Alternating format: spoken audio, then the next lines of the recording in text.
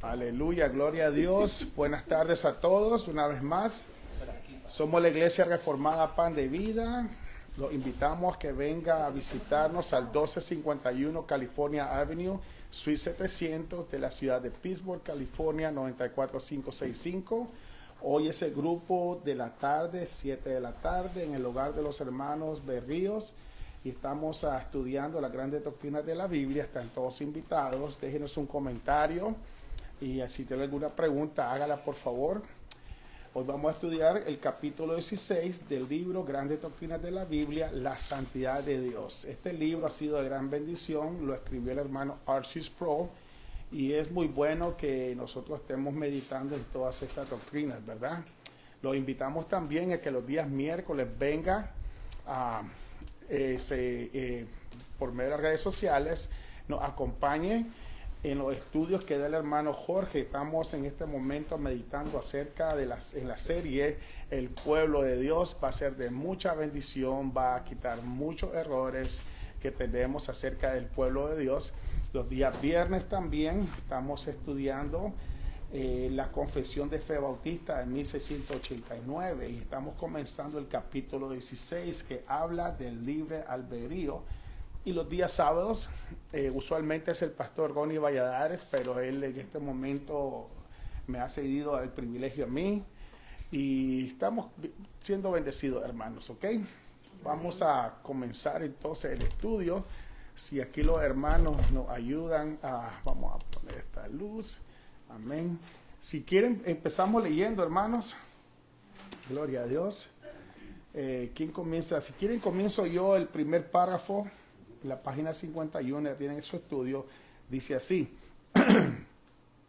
la primera oración que aprendí siendo un niño fue la sencilla oración de agradecimiento frente a los alimentos. Dios es grande, Dios es bueno, y le agradecemos estos alimentos. Supongo que esta oración debería de rimar, al menos rimaba cuando la recitaba mi abuela, que pronunciaba food, alimentos, de manera que tal rimara con good, bueno. Bueno, Oscar. Estas dos virtudes asignadas a Dios en esta oración, la grandeza y la bondad, están comprendidas en una sola palabra bíblica: la santidad. Cuando hablamos de la santidad de Dios, estamos muy acostumbrados a asociarla casi exclusivamente con la pureza y la justicia de Dios. Sin duda que la idea de santidad contiene dichas virtudes, pero no constituye el significado principal de la santidad. La palabra bíblica santo tiene dos significados distintos.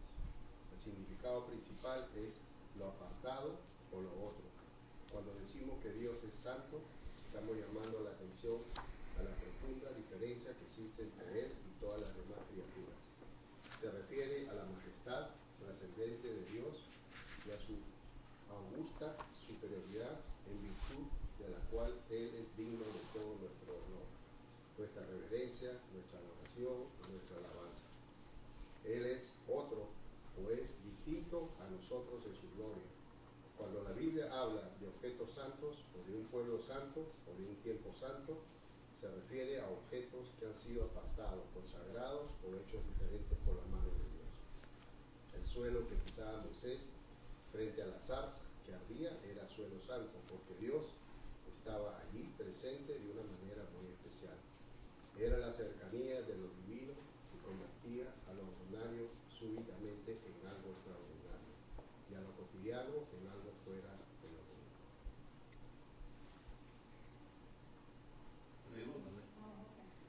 Hermano Jorge. El segundo significado de santo se refiere a las acciones puras y justas de Dios. Dios hace lo que está bien. Nunca hace algo que esté mal. Dios siempre actúa de manera justa porque su naturaleza es santa. Podemos entonces diferenciar la justicia interna de Dios, su naturaleza santa, de la justicia externa de Dios, sus acciones.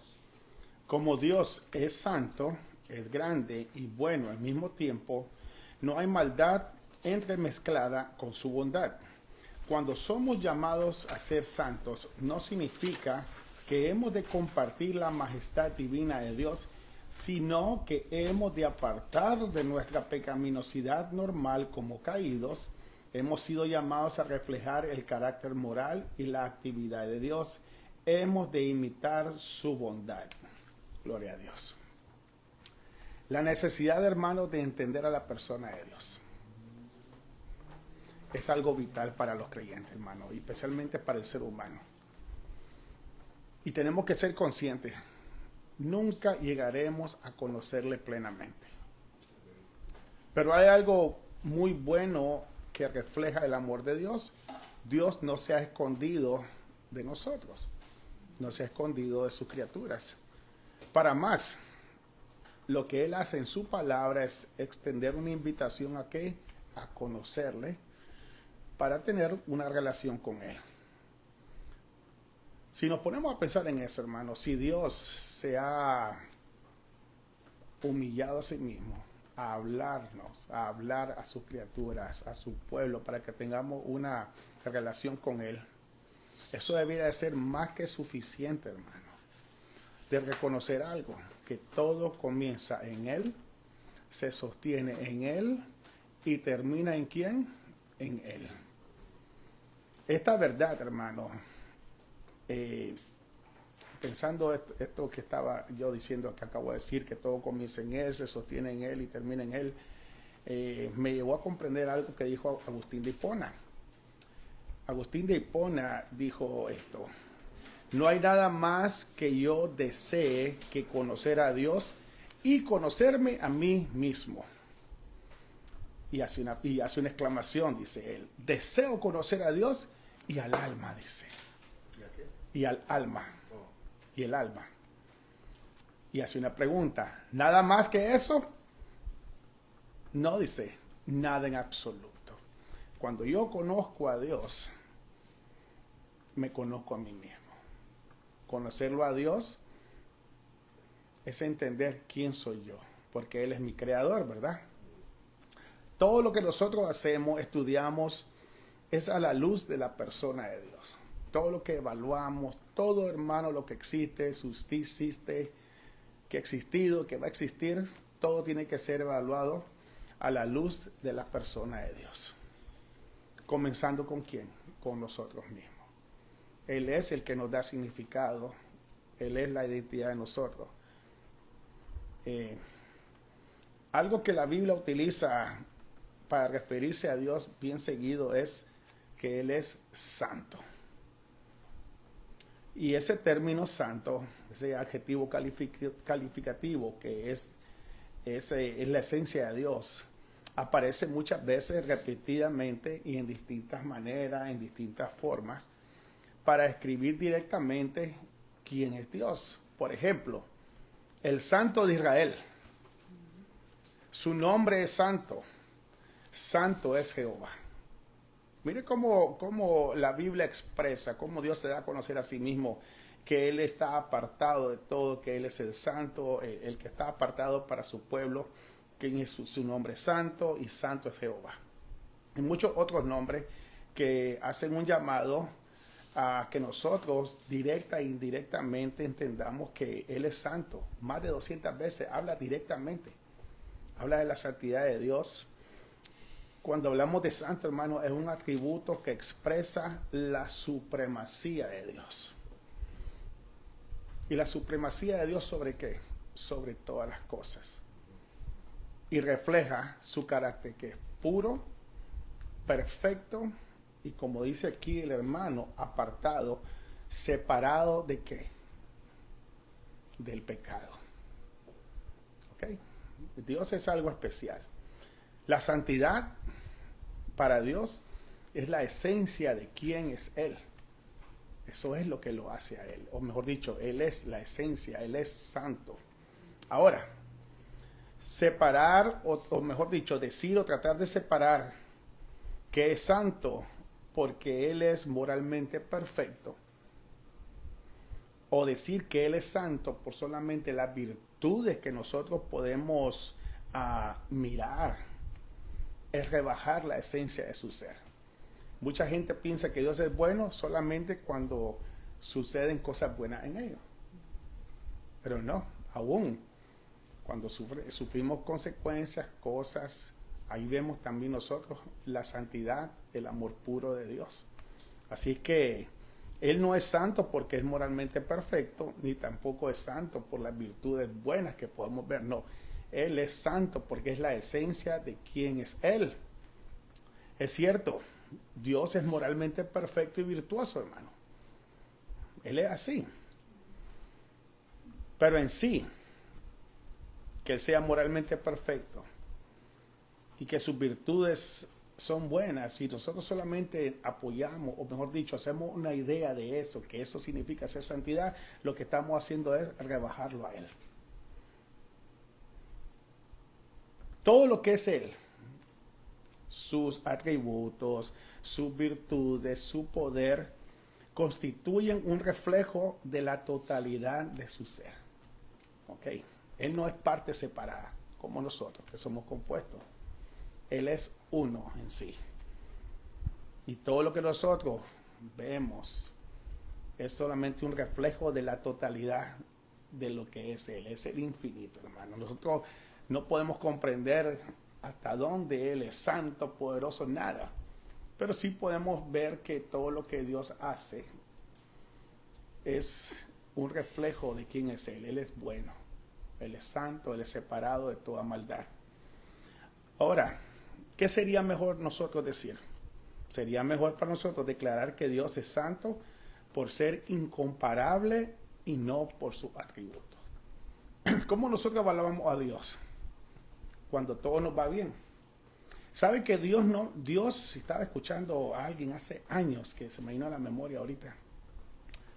Mucha gente cree que Dios es bueno y que por eso hay que alabarlo y exaltarlo. No, Dios es merecedor de toda la alabanza, de toda la oración, de todo lo que sea loor por quién es Él, no por sus atributos, no porque moralmente es perfecto, no por las cositas buenas que pueda nosotros vivir, que es bueno, no. Dios merece ser exaltado porque Él es santo en sí. Esa es la esencia de su ser. No hay nadie como Dios, hermano. Santo es lo que Él es. Él es santo. Ya. ¿Sí? Hay esa tendencia, ¿no? De leer a Dios en los buenos momentos. Sí. Y ahí después no se acuerda, ¿no? Es condicionado a lo que nosotros estamos experimentando, y eso es lo que a mí me mueve a exaltarlo, ¿no? No debe ser así. Nosotros lo exaltamos aunque nos esté yendo mal porque Él merece ser exaltado porque Él es santo, Él es bueno. No de manera circunstancial. Amén. Dice, amén. Comienza el hermano el primer párrafo hablando de una oración en inglés y rima. God is good, God is great. ¿Cómo es que abajo ahorita? No. God is good, God is great, and we thank you for this food, dice. God is great. Sí. Porque primero, God is great. God is great, God is good, and we thank you for this food. Así sí rima, en inglés sí rima. Y el hermano dice, cuando estaba pequeño, que la palabra food y good, él la intercambiaba, ¿verdad? Así que rimaba, ¿verdad? Pero viene el párrafo segundo, dice, estas dos virtudes asignadas a Dios en esta oración, la grandeza y la bondad, están comprendidas en una sola palabra bíblica, la santidad. Cuando hablamos de la santidad de Dios, estamos muy acostumbrados, y esto es lo que estábamos hablando, a asociarla casi exclusivamente con la pureza y la justicia de Dios. Sin duda que la idea de santidad contiene dichas virtudes, pero no constituyen el significado principal de la santidad. Es como lo que estábamos hablando. Mucha gente exalta a Dios por las cosas buenas que pasan, o como miran, la asocian con un ser bueno, entonces eso los mueve. No, nosotros nos está yendo mal, Dios es santo siempre. No lo condicionemos a Dios a cómo lo que está sucediendo alrededor de nosotros. Así es. Viene y dice el hermano en el párrafo 3 que la palabra bíblica santo tiene dos significados distintos. El significado principal es lo apartado o lo otro, dice. La palabra santo, lo apartado, lo otro. ¿Qué es lo que está haciendo aquí? Es como un llamado de atención que marca la profunda diferencia entre él y las demás criaturas. ¿Ok? Eso de que mi Diosito, ¿no? Papito, Papito, sí. Dios es Dios. el flaco. El colochón, le dicen en Nicaragua. Hoy hablé con el flaco. dice. Dios es Dios. Y cuando Él declara que Él es santo, es porque Él está marcando una profunda, hermano, línea de diferencia entre Él, el Creador, y nosotros, su creación. Así que tenemos que empezar nosotros a tomar en serio, ¿verdad? La persona, ¿quién es Dios? Dios no es nuestro alcahuete o genio espiritual o cósmico, ¿verdad? Dios no es el que nos sirve a nosotros. Ese no es Dios, hermano. El Dios que solamente está ahí cuando lo buscamos para que nos socorra en los problemas. Ese no es Dios. Es un Dios creado a imagen y semejanza y bajo la jefatura nuestra. No, Dios es Dios. Cuando Él dice que Él es santo es porque Él es apartado. Lo otro, Él está fuera de cualquier pensamiento humano, característica, forma de ver la vida, forma de pensar, situación. Él está fuera, Él es único en sí. La santidad es uno de los aspectos más profundos y fundamentales de quién es Dios. ¿Ok? Cuando leemos la palabra, encontraremos que su santidad es el centro de la verdadera adoración. ¿Ok? La santidad de Dios. Usted no escucha a los ángeles cantar amor, amor, amor, ni tampoco poderoso, poderoso, poderoso. ¿Qué es lo que cantan los ángeles en Isaías 6:3 y Apocalipsis 4:8? Santo, santo, santo. No, ¿verdad? Entonces la santidad es el centro de la verdadera adoración. Entendemos que Él está apartado, que Él está a un nivel inalcanzable. De ahí viene la verdadera adoración, está basada en la santidad de Dios y de un temor santo hacia Él. ¿Ok? La santidad, hermano, es la esencia de su ser. El amor es derivado de un efecto de su santidad. Todo va siempre junto. Entonces la santidad Él refleja su santidad en sus acciones, en cómo Él actúa. Ahora, el hermano R.C., ¿qué desea que nosotros entendamos, hermano? Que Dios es totalmente, completamente separado y distinto de todo lo creado. Eso es lo que el hermano y la Biblia y todos los teólogos siempre llevan al pueblo, a su pueblo, ¿verdad? A mirar a Dios de una manera diferente. Él está completamente separado, Él es distinto a todo. Pero a la misma vez, ¿cómo es el amor de Dios tan bueno que Él viene y es condescendiente con nosotros? ¿Cómo? Sí, él viene y su amor trasciende todo. Ahora, cuando nosotros entendemos que Él está separado y es distinto a todo lo creado, ¿qué es lo primero que vemos? Que Dios está separado del pecado, de la maldad. No como nosotros, que a nosotros no nos molesta la maldad, la injusticia, el pecado, aún siendo creyentes, tenemos todavía las secuelas, una mentirita blanca. Para Dios es malo el robo, sea un penny, medio centavo o 100 billones de dólares. Para él robar es robar y eso va en contra de la esencia de quién es él. Por eso él está siempre separado de todo mal, de todo pecado. Su alma abomina, él no desea, no comparte la maldad, el pecado. Ahora, cuando nosotros pensamos en eso, ¿qué es lo que hace su santidad? Nos enseña la pureza total de su ser. En él no hay nada, no hay sombra, no hay nada, hermano, ni una partícula microscópica de maldad. Santo habla de una perfección moral y única que nosotros no entendemos. Hasta después lo vamos a entender cuando leamos esto. Al llamarle santo a Dios, ¿qué es lo que estamos haciendo, sus criaturas? Proclamando su gloriosa majestad, la trascendencia de Él sobre todas las cosas, hermano. ¿Y por qué? Porque Él es inconmensurable. Él es, no lo podemos entender. Y no hay nadie como Él. ¿Cómo es la idea, verdad? Que nosotros tenemos que empezar a sembrar en nuestro corazón acerca de quién es Dios. Porque como decía Agustín de Hipona, cuando yo entiendo quién es Dios, yo conozco quién soy yo en verdad. Sé mi lugar, eso es lo que está diciendo. Yo aprendo cuál es mi lugar.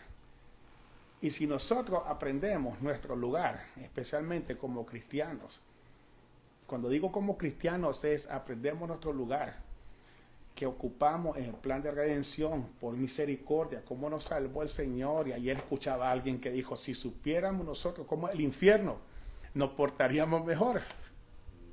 Viviéramos con una expectativa de la eternidad diferente. Entonces, por eso es que nosotros necesitamos entender que no hay nadie como Él. Ahora viene el hermano, seguimos leyendo. Cuando decimos que es santo, estamos llamando atención a la profunda diferencia que existe entre Él y todas las demás criaturas, como habíamos dicho. Se refiere a la majestad trascendente de Dios, a su augusta superioridad. Pues gloriosa majestad significa eso. En virtud de la cual Él es digno de todo nuestro honor, nuestra reverencia, nuestra adoración y nuestra alabanza. Nosotros, hermanos, cuando alabamos a Dios y aún en las canciones que cantamos para Dios, tenemos que tener mucho cuidado. Ahora está de moda, ya no es cristocéntrica la alabanza. Se trata más de qué, de mi sufrimiento, de cómo yo me siento, el ritmo de la alabanza. Y por eso es que han surgido, y lo voy a decir así, te lo voy a ver, la farándula cristiana, le digo yo. Un montón de hombres y mujeres que no leen la Biblia, que son buenos músicos, buenos compositores, arreglistas y todo, pero en sí cantan bien y suenan bien, pero a la luz de la palabra de Dios que describe la persona, la esencia de quién es Dios, esas alabanzas no lo están exaltando a Él. Tenemos que tener mucho cuidado nosotros. No se deje llevar por aquel ritmo pegajoso que nos gusta, porque emocionalmente usted ahora ya no es la predicación, sino que es la alabanza, la administración, el centro del culto. No, la palabra es la que nos enseña a nosotros cómo debemos de adorarlo a Él, cómo Él reclama, demanda que su creación lo adore. No es como yo quiera. Hay una canción, no voy a decir alabanza, porque no es alabanza, hay una canción, El Rubio de Galilea, va pasando por ahí. Primeramente, Jesús no era ni rubio. ¿Me explico? Pero suena. Le gusta a la gente, al Rubio de Galilea va a pasar. No, hermanos, no.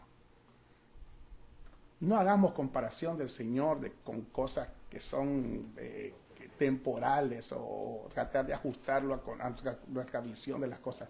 No hagamos eso, hermano. ¿Perdón? Es una blasfemia eso. Comparando la santidad. Sí. No sabe nada, Ahora, sigue el hermano hablando aquí. Él es, a la mitad del párrafo 3, Él es otro, dice. Él es otro o es distinto de nosotros en su gloria. Él no es como nosotros. Cuando la Biblia habla de objetos santos o un pueblo santo o de un tiempo santo, se refiere a objetos que han sido apartados, consagrados o hechos diferentes por la mano de Dios. Y aquí, cuando el hermano habla de estas cosas que son apartadas, objetos, pueblos, personas, días, lo que está haciendo el hermano Ashley Sproul, hermano, y que la Biblia enseña y nos está animando a entender que Dios sí ha apartado cosas para sí mismo. Ha apartado objetos. Ha apartado, usted sabe, como los utensilios del templo. Ha apartado a personas para que le sirvan. Y ha apartado tiempos también, días determinados que son utilizados con el propósito de buscarlo a Él. De tomar un tiempo, una pausa en toda la rutina para buscarlo a Él. Ahora, los objetos, las personas y los días, no es que estos sean santos por un mérito propio. No, son santos porque Dios demandó que fueran apartados con un propósito determinado para que su gloria, su poder y su sabiduría de manera especial y sagrada en esos días fuera exaltada en la persona, en una nación, en un día. Este día es para que tú te acuerdes de mí. Tú te voy a salvar para que me sirva a mí, pero tú no eres santo, yo te hago santo a ti. Ahora, los objetos. Y esto fue una de las causas de la Reforma Protestante. Las reliquias. El ser humano, hermanos, por naturaleza somos gente idólatra. E históricamente nosotros miramos cómo el ser humano siempre ha tenido amuletos que le adjudican poderes mágicos. ¿Me explico lo que estoy diciendo, hermano? Esto en la Reforma Protestante, Federico el Sabio, que era el que protegió a Lutero, él tenía un tesoro de reliquias. La gente llegaba a tocar la sandalia de Juan y ya la tocaban y ya salían. El clavo de la cruz de Cristo. Habían como 5,000 clavos y solo usaron 3. Dicen, en la Edad Media, un reformador dice, han encontrado tantas astillas, tantos pedacitos de la cruz de Cristo, que ya si las ponemos todas juntas, salieran unas 10 a 12 cruces. Ahora, todas estas cosas, hermano, todas estas cosas para la gente, ¿qué es lo que hacen? Son conductos para acercarse a Dios. ¿Por qué? Porque reflejan el poder de Dios. También, como dice cierta religión, que te ayudan a reflexionar en Dios. Y eso es la religión tradicional, pues el catolicismo romano. Los judíos también cayeron en eso. Le daban, como el católico, en muchas religiones, a objetos, le daban un poder o le dan un cierto poder. ¿Por qué? Porque han sido dedicados a Dios. ¿Y qué es lo que hace esto, hermano? Empuja a sus seguidores a ser supersticiosos.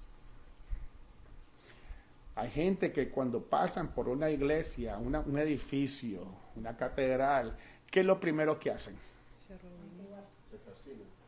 Se quitan el sombrero, echan la cabeza, voltean a ver, se persignan, se santiguan, no sé cómo, y salen. Y ahí vamos los evangélicos detrás, sí. Aceites, pañuelos, que si no oro y salgo de mi casa me va a ir mal, me va a caer la maldición de Tutankamón, que me cubro con la sangre de Cristo. Es delicado esto, hermano, porque estamos ahí ofendiendo al Dios que es 3 veces santo. Amén. Todas estas supersticiones, ¿a qué empujan a uno? A la idolatría. Y un problema que existe grandemente en el ser humano es que me hace sentir a mí más especial. Cuando hablamos de una nación, me hace sentir más especial a mí que los demás. Y nosotros lo vemos tristemente, y lo bueno es que le pongan atención a las clases de los miércoles acerca de el país de Israel. Ellos se sienten superiores a los demás, el pueblo de Dios, la nación santa de Dios. Y no es así, hermano. Y esto va a molestar a muchos, pero es la realidad.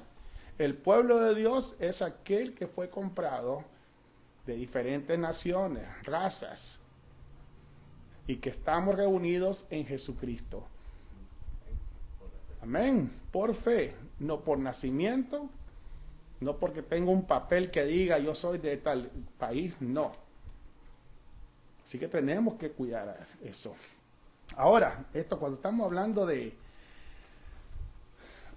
que todos estos objetos, ¿qué es lo que están haciendo? Están yendo en contra de la palabra. Fíjate que la Biblia no dice eso.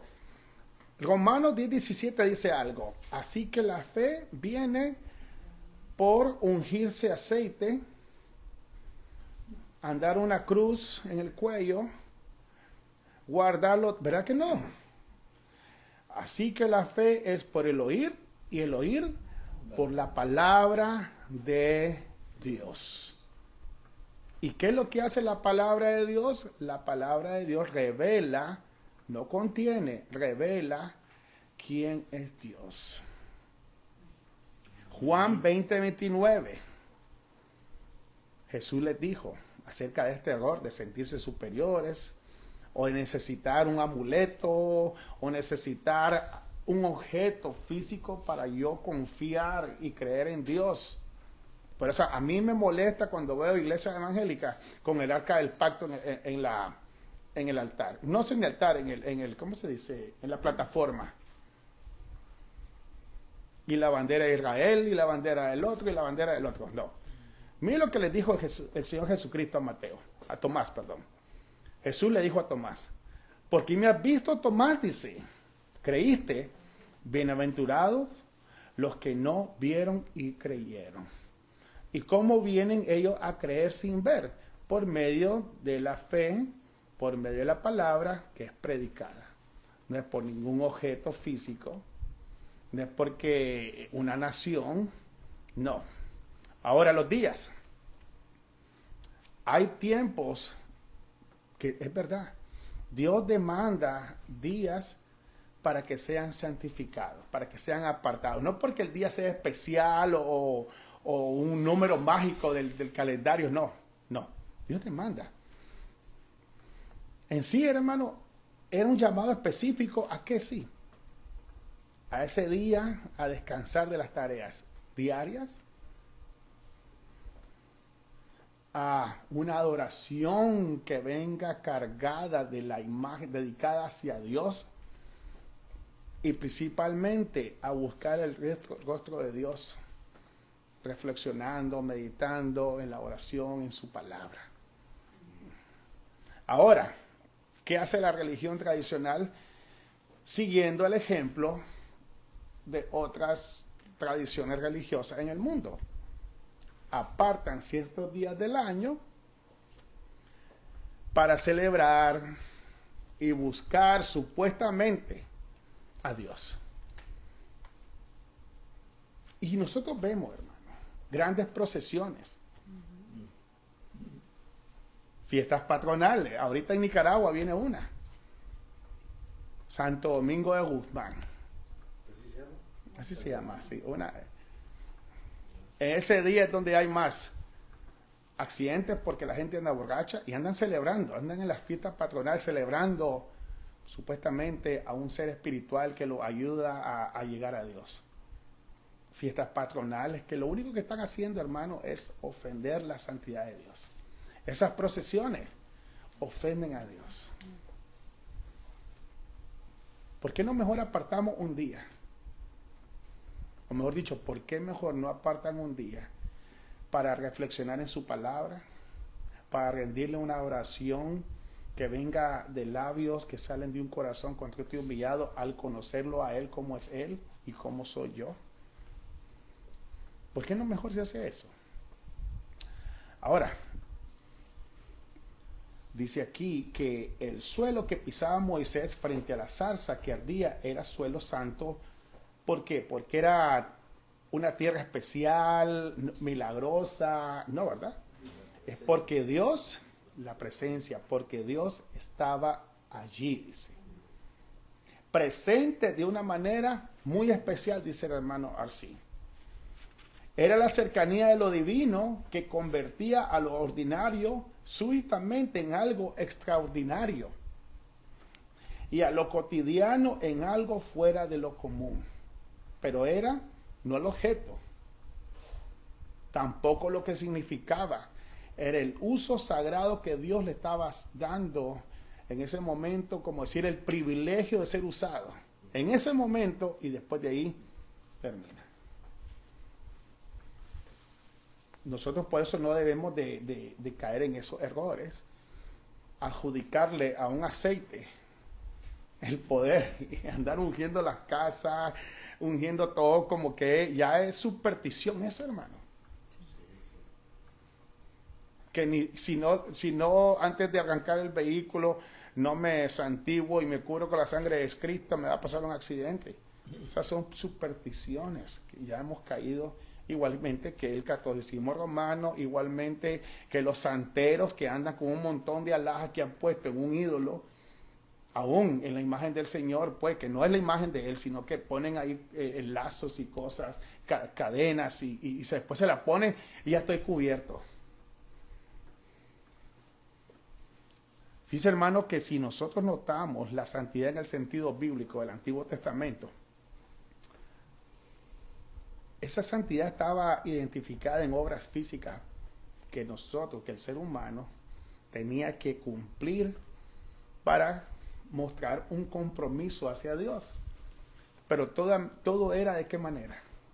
Externo únicamente. No había un cambio. Yo puedo venir y andar la camiseta de Cristo, andar un sombrero con 20 cruces y a la cara del Señor, y verme por fuera bien, pero sin ningún cambio interno. ¿Qué es lo que sucede en el Nuevo Testamento? Sí. La santidad viene a tomar una forma más completa de lo que significa la santidad que Dios demanda. La santidad que el Señor en el Nuevo Testamento nos muestra a través de Cristo y que Él promete a aquellos por el nuevo nacimiento, ya no solamente es un nacimiento o una experiencia, una santificación física externa. ¿Qué es lo que hace Él? Cambia el interior del ser humano. Toma la santidad, ahora envuelve no solamente a lo exterior, sino que comienza el interior y envuelve todo lo que somos. Yo no voy a decir que soy cristiano y leo la Biblia y todo, y vivo como un pagano, ¿verdad? Y puedo supuestamente, exteriormente, ser un cristiano, pero en mi corazón ando haciendo maldades, hipócrita, ladrón, orgulloso. ¿Me explico? Entonces, la santidad que viene bajo el nuevo pacto, la promesa, envuelve todo nuestro ser. Por eso la Biblia nos manda a arrepentirnos y nacer de nuevo. Ya ahora es al nivel espiritual lo que nos viene a nosotros a mostrar que es una pureza interna, hermano. La regeneración. Ahora, si yo soy regenerado internamente, mis acciones externas tienen que concordar con el cambio que ha venido interno. Y ahora ya no es por la ley, por un miedo o un compromiso que pueda pasarme algo malo como era la ley, ¿verdad? Ahora no. Ahora es voluntariamente, busco la santidad porque el Señor cambió mi naturaleza. El segundo significado de santo se refiere a las acciones puras y justas de Dios. La santidad de Dios, hermano, afecta. Y entre paréntesis, positivamente. Cada uno de los atributos que lo muestran a Él. ¿Ok? La santidad de Dios afecta todos los atributos de Dios de una manera positiva. Y no porque en Dios haya negativos, no. Es para que podamos nosotros entender. Y después les voy a decir. Nada está separado, sus acciones, su poder, esas acciones que dice aquí, puras y justas, nada está separado de su santidad. Todo es un total en Él. Por ejemplo, su amor. El amor de Dios es santo, hermano. Dios nos ama de manera pasional. Estamos hablando en el buen sentido de la palabra. El amor de Dios es santo porque Él no trata de manipular a la otra persona tampoco. Él ama sin esperar. Su amor es perfecto, su amor es puro, su amor es paciente. Él es muy diferente y todo es un reflejo de la santidad de Él. Su amor es un reflejo. Ahora, la ley refleja la santidad de Dios. ¿Sí o no? Sí. ¿Por qué? Porque es un reflejo del carácter de Dios. La ley, hermano, nosotros no la tenemos que ver como una carga, una lista de reglas arbitrarias. Arbitrarias es que te la impone y Él no la hace. No, Él es la santidad. Es una expresión, la ley es una expresión del carácter santo de Dios. Romanos 7:12, el apóstol Pablo dice, la ley es santa y el mandamiento es justo, dice, imagínense.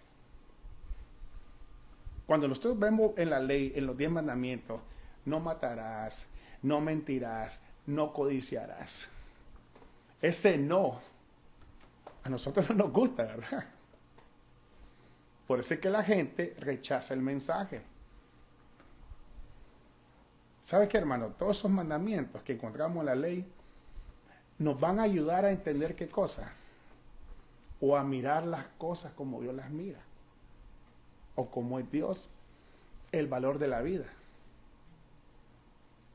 La belleza y la pureza de Dios en la verdad.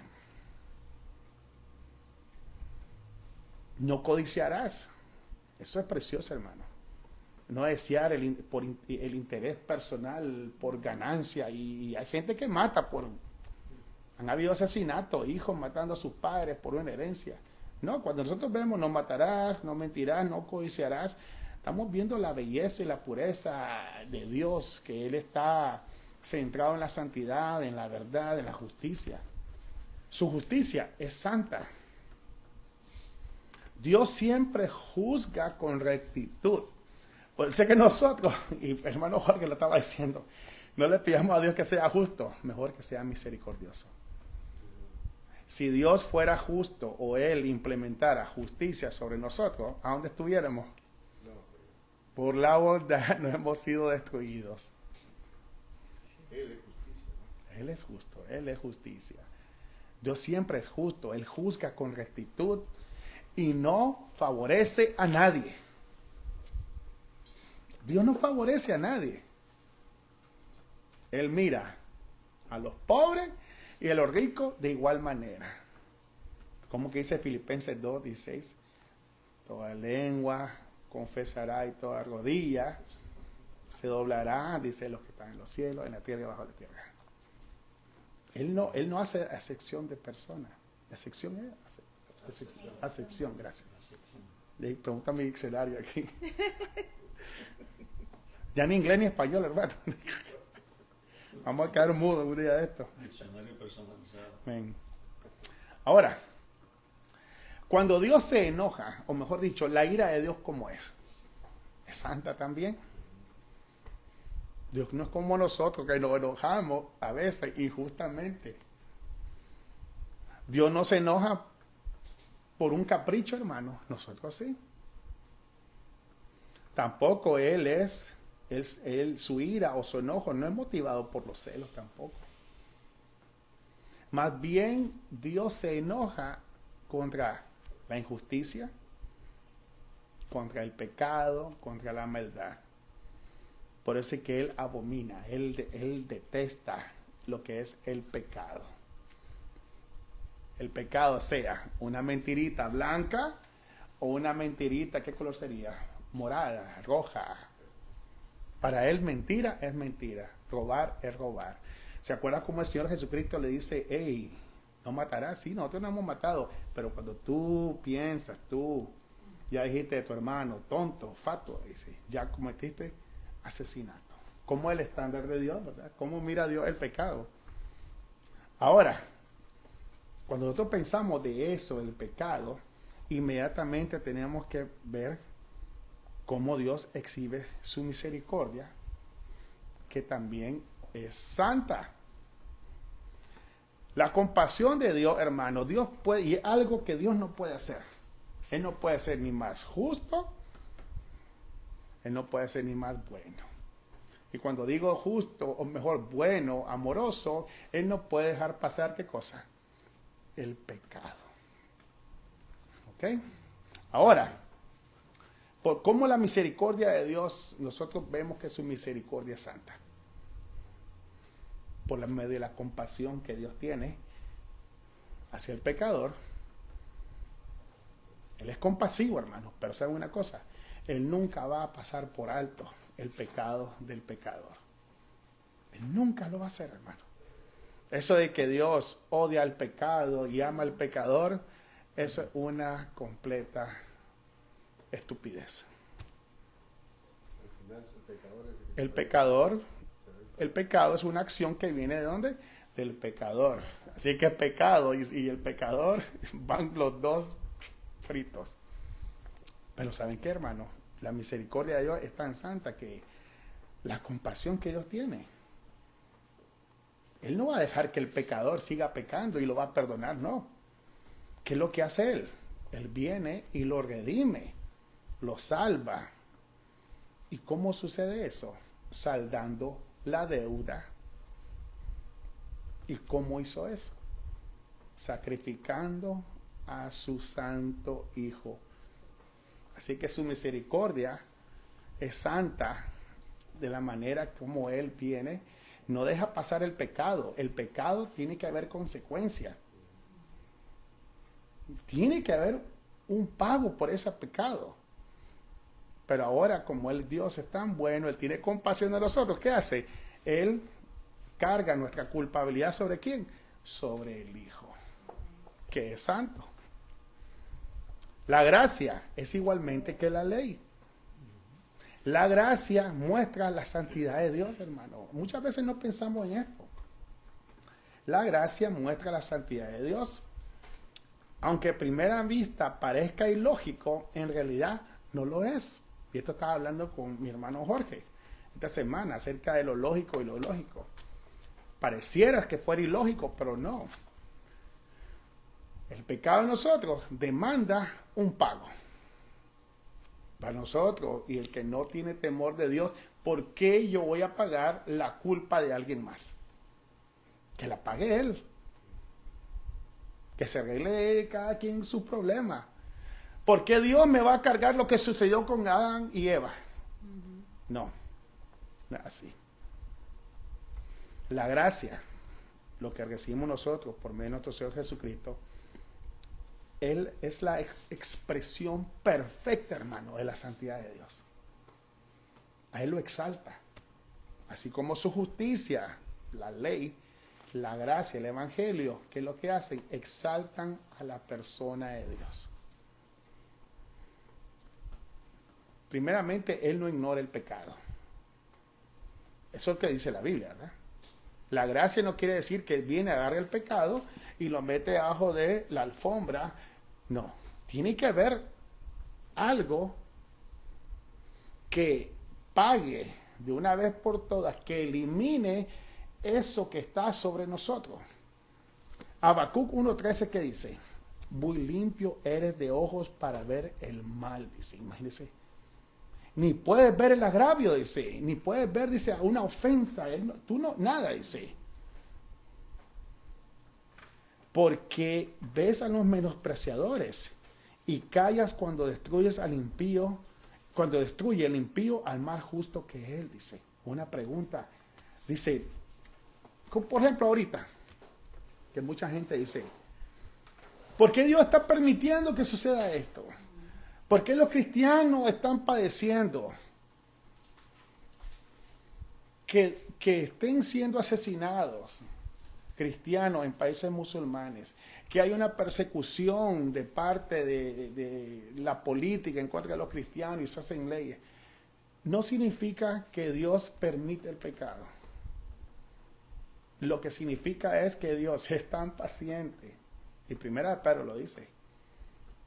Él retiene, dice. Retiene. ¿Y lo hace por qué? Por amor. No por tardanza. Él no se ha olvidado de nosotros. Muy limpio eres de ojos para ver el mal, ni puedes ver el agravio. Y le hace pregunta a Habacuc, el profeta, ¿por qué entonces ve a los menospreciadores, a los que están haciendo sufrir a tu pueblo, y callas cuando aquellos que odian a tu pueblo lo destruyen? Dios tiene un plan, hermano. Temed caer las manos del Dios vivo. Él solamente está deteniendo su ira, porque en su plan perfecto que Él conoce, como leíamos la semana pasada, hay todavía gente que Él va a salvar. Así que nosotros tenemos que darle gracias a Dios. Hay parte que es del enojo, en Santiago creo que dice, la ira del hombre no obra la justicia de Dios. Y es de cuestiones de hombres, se agarran ahí unos a otros y le echan la culpa a Dios. Pero va a haber un tiempo donde la ira de Dios va a ser derramada. Ahora, el Dios que es 3 veces santo nunca pasará por alto el pecado, hermanos. Eso tenemos. Mía es la venganza, dice Jehová. Pero en lugar de condenarlos a todos por haber pecado, Él proveyó una solución. La solución que la ley que enseñaba el pecado no podía proveer. ¿Y cómo nosotros entendemos eso?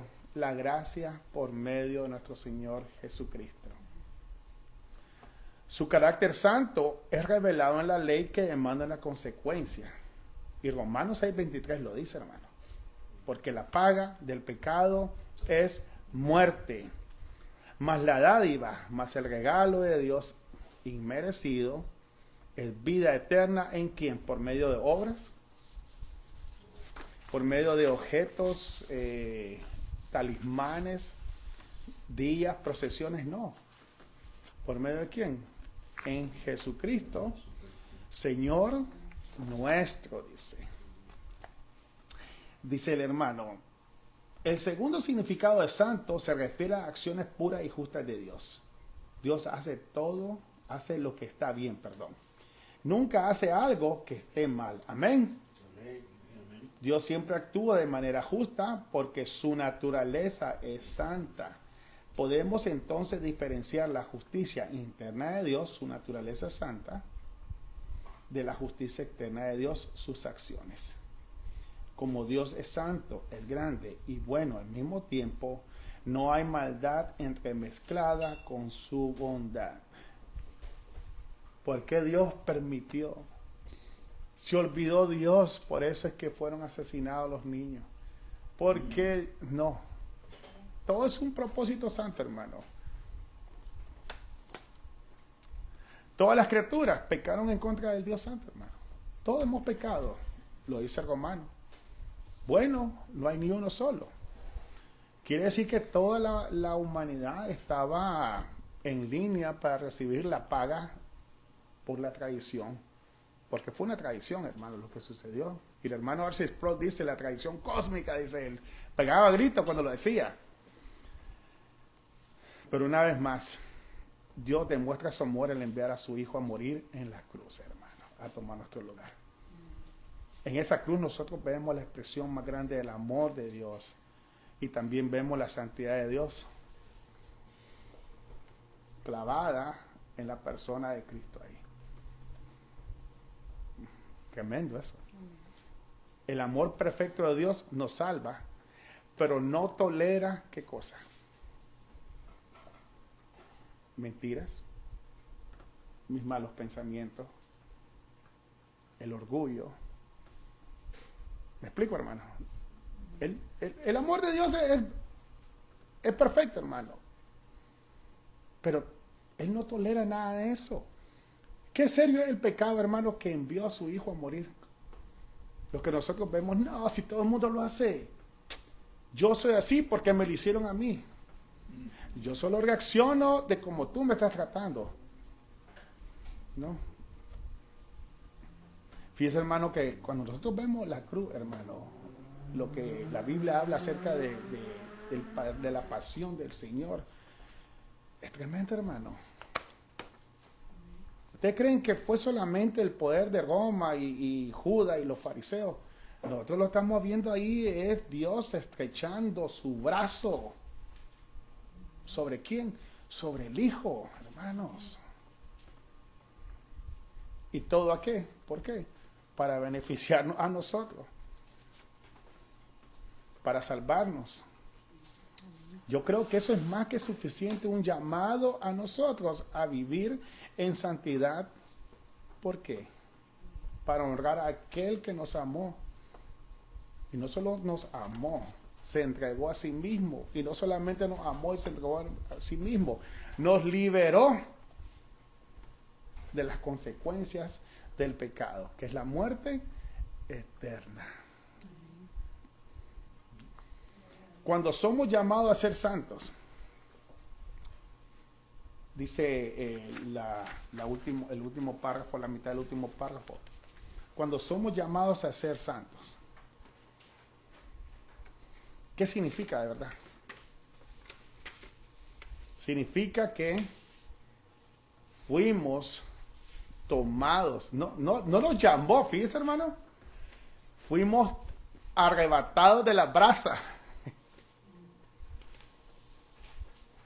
Fuimos tomados, hermano, casi a la fuerza. Tuvo que haber una fuerza más poderosa que aquella que nos tenía esclavizados a nosotros. Tuvo que haber algo más. Tuvo que haber algo más fuerte. Y es el poder de Dios que emana de su santidad también. Por eso dice que es obra del cielo. Amén. Ese no es que Dios me salvó porque Él vio en una eternidad que yo era buena persona y yo merezco y yo oro, no. Mi corazón, que es Sí, santo. y yo no era tan malo, pues, por eso es que el Señor, a mí, miren cómo estoy bendecido todo. No necesito de la iglesia, miren, tome. Sí, no. ¿Qué significa que somos llamados a ser santos? Fuimos tomados del uso común. Para el diablo, hermano, para el Satanás, el príncipe de este mundo, él utiliza a la gente para uso común. ¿Y cuál es el uso común? La mundanidad, el pecado. Ese uso secular que el mundo vende como, si tú tienes este vehículo y todo es para acá, temporal, ahí está la felicidad en cosas temporales. No, Dios nos salva, nos saca del uso común, nos saca de la corriente de este mundo. ¿Para qué? Para consagrarnos, para hacernos objetos útiles para Él y demostrar su gloria, ¿ok? No somos nosotros los que somos buenos, que porque hablo bonito, no, es porque Dios, Él desea usarte. Amén. Y eso es a solamente cierto grupo de personas, hermano. ¿Verdad que no? Como dice Pedro, en 1 Pedro que estábamos leyendo, nación santa, pueblo escogido por Dios, dice. Quiere decir que todos los creyentes tenemos ese llamado, no solamente el pastor, el líder de la escuela dominical, el diácono, el tesorero, no, todos los creyentes tenemos ese llamado directo de parte de Dios. ¿A qué? A consagrarnos, a apartarnos para que Él nos use para su gloria. Aleluya. No para que yo sea visto, para que yo sea los aplausos a mí, no, para su gloria. No a mí, Señor, no a mí. El llamado a la santidad. Cuando Dios nos llama, como dice 1 Pedro, sé santo porque yo soy santo. Lo dice en Levítico y lo dice en el Nuevo Testamento. Quiere decir que es un llamado constante. Un llamado que marca una línea divisoria de separación entre ¿qué? Entre la vida pasada, esa vida con sus placeres, ¿verdad? Con sus pensamientos, que en vez de glorificar a Dios, ¿qué es lo que hacen? Nos exaltan a nosotros mismos, nos hacen sentir confiados en nosotros mismos. Filosofías, ¿no? ¿Qué es lo que hace el llamado a la santidad? Es como una brecha, el cañón del Colorado, para que tú, de una orilla del cañón del Colorado, no quieras volver a aquel. Esa es la distancia que nos separa del llamado de Dios a la santidad. Ahora, pero hermano, eso es imposible de cumplirlo. Amén. ¿Verdad que no? Es imposible cumplirlo, ¿sí o no? Somos llamados a ser santos, y lo dice el hermano aquí. Somos llamados a ser santos. Sí. Pues no quiere decir, hermano, que nosotros solamente porque no puedo hacerlo, no voy a intentar. Ahora, la santidad de nosotros no se está basada en lo bueno que yo soy. Está basada en quién? En la persona que me salvó. Él me cubre con su justicia, Él me cubre con su santidad. Él me hace, somos aceptos en Él, amado delante de Dios. Nunca cumpliremos al pie de la letra. Santiago dice, puedes cumplir 9 mandamientos, pero si fallas en uno, ya pecaste. Y es verdad, ¿sí o no? Pero sabe una cosa, sí. Dios sabe eso. Pero aún así Él nos llama a ser, o nos toma para que seamos parte de su pueblo. ¿Cómo? ¿Por obras como el Antiguo Testamento? No, por gracia. ¿Y por qué por gracia? Para que dependamos nosotros de la santidad perfecta de ¿quién? De Jesucristo.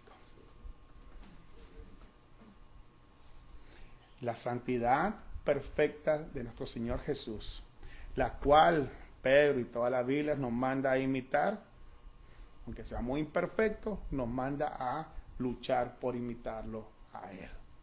¿Se acuerdan la palabra que les dije, siguiendo sus pasos? En el griego es carácter, aquellos puntitos donde el niño aprende a escribir la caligrafía. Y usted ve que un niño no puede, ¿verdad? Él viene y hace un montón de garabatos y se sale la línea. Tal vez una O y él escribió un cuadro o un triángulo. Pero él está tratando. Así somos nosotros. Así somos nosotros. Y tal vez vamos a aprender a hacer la O y después sigo con la J. Y la J hago una K, una P. El proceso de la santificación. Israel cayó en este error de confiar en ellos mismos, en la santidad de ellos,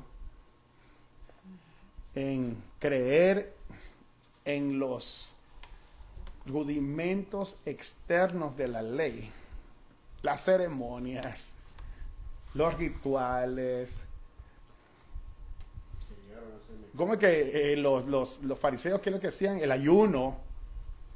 Ya sabía la gente que a tal hora, el día miércoles, el lunes y el jueves, iba a pasar fulano, el fariseo, cubierto de ceniza y con un saco que le picaba y, ay, hay un santo, hay un santo. Viene el Señor Jesús, eso es todo superficial. Y viene el Señor Jesús, le dice en Mateo 15, 17, hipócritas, le dice. Bien profetizó Isaías, dice, hace 500 años habló Isaías de ustedes, dice. Cuando dijo, este pueblo de labios me honra, mas su corazón está lejos de quién. De mí dijo. No dijo de Dios, dijo de mí. Él, la autoridad. Estoy harto, dice, de olor de cebos, los sacrificios que hacían. Y su fiesta, su luna, todo eso estoy cansado. Pues en vano me honran, enseñando como doctrinas mandamientos de hombre, dice. Una vez más, hermano, ¿quién está llamado a ser santo? Solamente el pastor, ¿verdad? O el papa. Todos los creyentes tenemos un llamado directo de parte de Dios que tenemos que atender a ser ¿qué? A ser santos. No significa ser perfecto. Ser santo significa que hemos sido redimidos, que hemos sido apartados por Dios, ¿por medio de quién? De nuestro Señor Jesús. Dice aquí, llamado a ser santo, perdón, no significa que hemos de compartir la majestad divina de Dios, no. Él es diferente, Él es inalcanzable. Pero eso sí, que hemos de apartarnos de nuestra pecaminosidad normal como caídos. El mentiroso, ¿qué tiene que hacer? ¿Y el mañoso? ¿Y el mujeriego? ¿El infiel? ¿El pleitisto?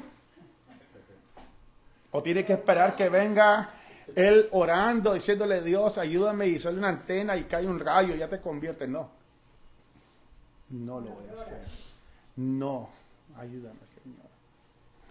Va a llorar. Como empezaste diciendo, hermano, al principio, en la medida que conozcamos. Eso nos va a alinear, hermano. Correcto. Cuando voy a decir una mentira, me acuerdo, pero a Dios, esta mentira, aunque sea blanca, a Él no le gusta. Y si sigo en el rabbit hole, en esa tobogán, en ese, ¿cómo se dice? Huracán de pensar. Y si Dios no me hubiera salvado, estuviera mintiendo y la consecuencia hubiera sido el infierno de la que me libró el Señor. Gracias, Señor, ya no voy a decir mentira, voy a decir la verdad aunque me duela, me cueste y traiga consecuencias que no me van a gustar. Es mejor vivir en la verdad, la pureza, ¿verdad? Hemos sido llamados a reflejar el carácter moral y la actividad de Dios. Carácter moral. Carácter moral. ¿Le tienen a eso, hermano? Cómo yo me comporto todos los días moralmente. Hay una parte en la vida que no sabe, que lo estoy leyendo ayer, que el Señor nos va a juzgar por los secretos del corazón.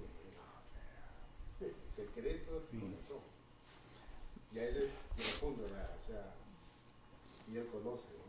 Imagínense si el cristiano con costo se salva. De panzazo. De panzazo, pues. Hemos de imitar su bondad. ¿Se acuerdan cuando el Señor le dice, hey, me diste de comer? ¿Cuándo? Cuando le diste de comer a alguien, dice, a un pobre, o ayudaste, ¿verdad? Todos los creyentes somos llamados a ser santos, no por ser perfectos, sino porque hemos sido redimidos y apartados por Dios por medio del sacrificio de su Hijo Jesucristo.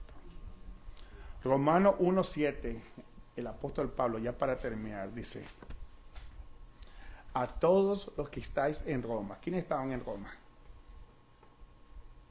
Una ciudad cosmopolitana, hermano.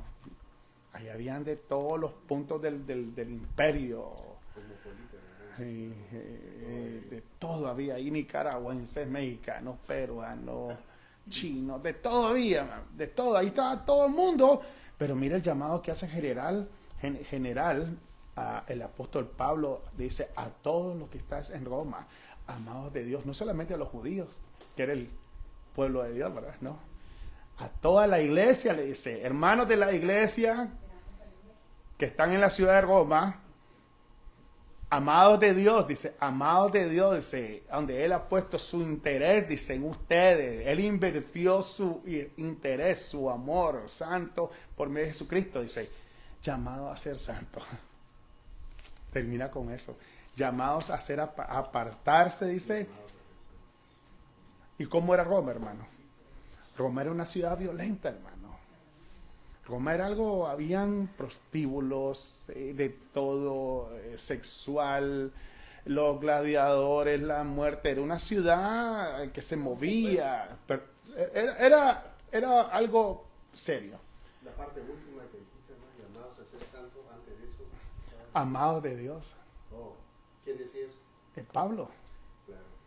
Pablo le dice a Romanos 1:7, a todos los que estáis en Roma, amados de Dios, dice, amados de Dios, el apóstol Pablo es como diciendo, aquellos que han sido salvados, dice, donde Dios puso su interés, Él puso el ojo y puso la bala en usted, dice, llamados a ser santos.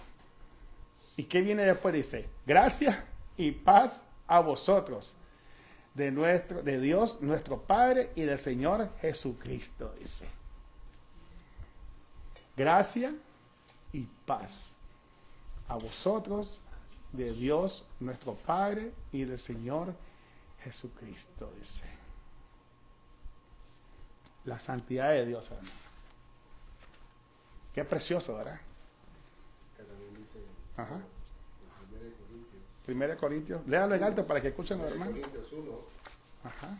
dice Pablo, llamado a ser apóstol de Jesucristo por la voluntad de Dios, y Sóstenes, nuestro hermano, a la iglesia de Dios que está en Corinto, a los que han sido santificados en Cristo Jesús, llamados a ser santos, con todos los que en cualquier parte invocan el nombre de nuestro Señor Jesucristo, Señor de ellos, y nuestra gracia y paz a ustedes de parte de Dios, nuestro Padre, y del Señor Jesucristo. Amén. Pero la parte que esto, hermano, ¿sabes cómo es la iglesia de Corinto, no? Y acá está diciendo Dios que han sido santificados en Cristo, Ajá. llamados a ser santos. Sí. O sea, está hablando que el proceso, Es constante, un llamado constante para reflexionar. como era la iglesia de Corinto, ¿no? Sí. O sea, que para ahí nomás podemos ver la paciencia de Sí. Dios, ¿no? Pues, Algo que estaba escuchando, y no solamente ahorita, los puritanos, el llamado a la santidad, aún en los tiempos de los puritanos se había perdido, hermano. Y no ha cambiado. Ahora está más de moda, ¿verdad? Ahora es la prosperidad, los beneficios que puedo obtener. Y ese no es el primero que nosotros debemos de desear de parte de Dios. Nosotros debemos de anhelar apartarnos para servirle a Él. por eso ahí en 2 de Pedro dice, habiendo huido de la concupiscencia que Amén. hay en este mundo, o sea, habiendo huido, o sea, todavía estamos en eso, hermano, con Amén. pecar, es la carne, todavía Estamos luchando, hermano. estamos luchando. Por eso ya es el proceso, dice, a la fe, por el virtud, Ujú. a la fe, a la virtud, conocimiento, dominio propio, dominio, paciencia, y después viene amor fraternal. Es una lucha, ¿verdad? Constante. Es un proceso donde hay que aumentar virtudes. Es el proceso. Y nunca va a terminar, hermano. No, Sí, va a terminar el día que estemos en una caja de pinos y estén orando por nosotros. Ya. tiene una meta, sino Sí. cuando Dios no llegue. Es un estilo de vida, ¿verdad? Exacto. Sí. Tremendo. No, o sea, bueno, no es fácil, ya que No. todo lo dijo. Pero, ¿sabes qué, hermano? Sí, algo que me gusta a mí del Señor, pues que yo leo aquí, es que el Señor no nos ha dejado solos para anhelar y cumplir esa meta. ¿Nos ha dado a quién? A su Santo Espíritu. Claro, Aquello que era exteriormente, ahora nosotros interiormente. por eso dice que la Y nosotros ahora voluntariamente deseamos no hacer el mal. Y si hacemos el mal, cuando hacemos el mal, todavía podemos venir a arrepentirnos. Porque yo he sido bueno, Señor, como es que le dijo el hereje T.D. Jakes, que él ha dado muchos diezmos que Dios le debe a él. Papá. Sí. Un predicador afroamericano, hereje completamente. Él dice, Dios me tiene que bendecir porque yo le he dado, he ofrendado, he diezmado más, dice. Él me debe, tengo crédito delante de Dios. No, hermanos, no. Tremendo esto. Como que lastima, ¿no, brother? Sí. Molesta, molesta. Tiene que molestarnos, hermanos, porque ¿sabe qué? La santidad de Dios, la persona de Dios está siendo ofendida. Nos tiene que molestar. El que se separó, abandonado, ¿no? Ahora También es otra. decía, yo no soy soy mayor que un apóstol. Sí. Ella decía eso. Y Dios me... No, hermanos, no. Y a los hermanos que nos están viendo en las redes sociales, hermanos, busquemos de la palabra del Señor, pidámosle a Dios que nos ayude a vivir una vida agradable para Él y también de ser beneficio de los demás, hermanos. Cuesta, pero no es imposible en Cristo Jesús. Amén. Amén. Una vez más, los queremos invitar mañana. Vamos a tener la Santa Cena. 1251 California Avenue, Suite 700, Pittsburgh, California, 94565. La escuela dominical comienza a las 1:30, 2:30 de la tarde el servicio y a las 3 de la tarde comienza el servicio. Se ha transmitido por las redes sociales. Están invitados todos. Venga a visitarnos. Cualquier pregunta, déjenlo ahí un mensaje y le atenderemos, hermanos, con tiempo. ¿Ok? Bendiciones a todos. Buenas noches. Pasen buenas tardes.